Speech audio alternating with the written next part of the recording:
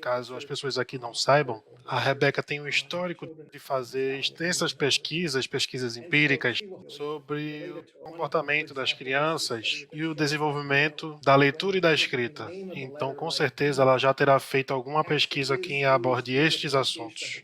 Um desses estudos, por exemplo, mostra que, quando o nome da letra é utilizado ao pronunciar uma palavra, como o B em beat, Certo, batida em certo. inglês, há um efeito no aprendizado diferente da letra M em meat, carne também em inglês. Qual a sua opinião sobre as pessoas que dizem, entre aspas, não devemos ensinar às crianças os nomes das letras, mas os sons das letras? Já vi pessoas terem problemas para defender o uso de fonemas, enquanto seus colegas diziam coisas como remova o de b. Isso não faz parte do fonema. Essa é uma confusão fonêmica e fonológica, mas a questão é, ok, os nomes das letras podem confundir e, para equilibrar isso, precisamos ensinar os nomes e os sons das letras ou somente os sons das letras? E essa ideia de que podemos falar o fonema isoladamente, entre aspas? Então não faz muita diferença. E tradicionalmente já temos nomes para isso, né? Sim.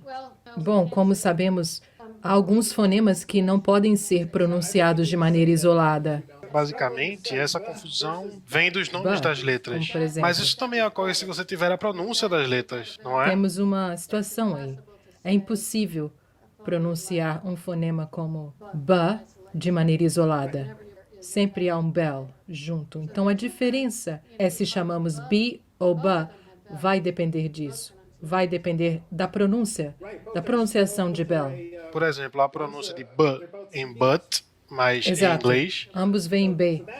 e do b em boat, barco. Talvez isso gere algum benefício no aprendizado. E há pesquisa sobre isso também.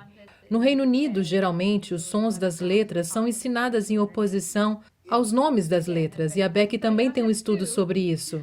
Bom, eu tive a oportunidade de trabalhar com uma colega na Inglaterra e observamos exatamente essa questão sobre a diferença entre o ensino dos Estados Unidos para a Inglaterra, sobre os sons das letras e consoantes como esse A e esse B. Bom, observamos que as crianças aprendem primeiro de maneira mecânica e repetitiva. Eles aprendem os sons de B e B e gradualmente aplicam o que aprenderam para ajudar a descobrir como o sistema funciona. Portanto, nos Estados Unidos, quando você tem essa instrução focada no nome da letra, o nome geralmente ajuda na maioria das vezes. Mas para algumas letras, como o Y, por exemplo, elas podem ser prejudiciais. E na Inglaterra temos o mesmo tipo de coisa, onde os sons das letras têm algumas desvantagens. Há casos em que podem realmente prejudicar. E um problema com o ensino dos sons das letras é que você não tem um rótulo geral para se referir a essa letra como um todo. Então, o que eles fazem na Inglaterra, eles falam sobre o som K, que às vezes é soletrado com C e às vezes é soletrado com K. E se você falar sobre isso como K, não diz claramente à criança se deve ser escrito com K ou com C, porque ambos têm o mesmo som, o som de K. Então acabam diferenciando, se referindo ao K de chute ou o K encaracolado. Portanto, a palavra canguru deveríamos soletrar com K de chute, enquanto a palavra gato deveria ser soletrado com o K encaracolado. Então, quando focamos nos sons das letras, trazemos a ideia de que, quando há duas letras com o mesmo som, você precisa falar sobre elas separadamente. Independente disso, aprender os fonemas é algo difícil e abstrato. Aprender as ligações entre palavra falada e escrita é difícil. E não há, de forma alguma, uma bola de cristal que possa facilitar essa aprendizagem para as crianças. Porque, independente do que estejamos ensinando, continua sendo um conceito abstrato.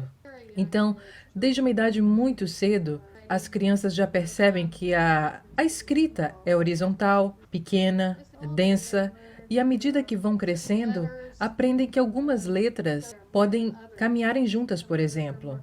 Algumas letras são mais comuns do que outras, enquanto algumas letras podem ser repetidas, outras não, como, por exemplo, temos o L ou HH. Então, são essas questões que se referem ao aspecto externo, a apresentação da palavra, que é muito importante.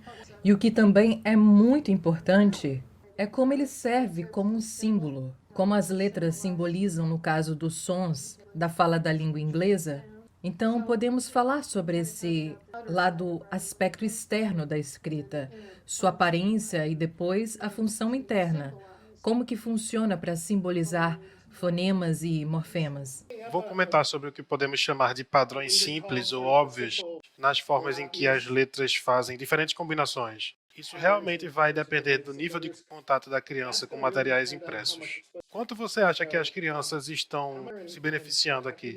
Você já acompanhou crianças que leem com mais frequência ou têm mais acesso a livros? Ou isso é tão básico que não é super sensível a esse contato com recursos impressos? É surpreendentemente difícil quantificar quanta exposição as crianças têm aos materiais impressos. Podemos perguntar aos pais o quanto eles leem para os filhos, certo? Mas algumas vezes os pais tendem a dizer que leem para os filhos todas as noites, por meia hora, antes de dormir ou pela tarde. Portanto, às vezes os pais querem se retratar como ótimos pais e podem enfatizar demais o quanto leem para os filhos. E um outro problema é que quando você está lendo para o seu filho, o que a criança está realmente olhando? Eles geralmente estão olhando para as imagens, porque as imagens trazem um significado para eles, eles conseguem entender. Então são mais interessantes. Portanto, as crianças tendem a pensar que o significado do livro está vindo através das imagens.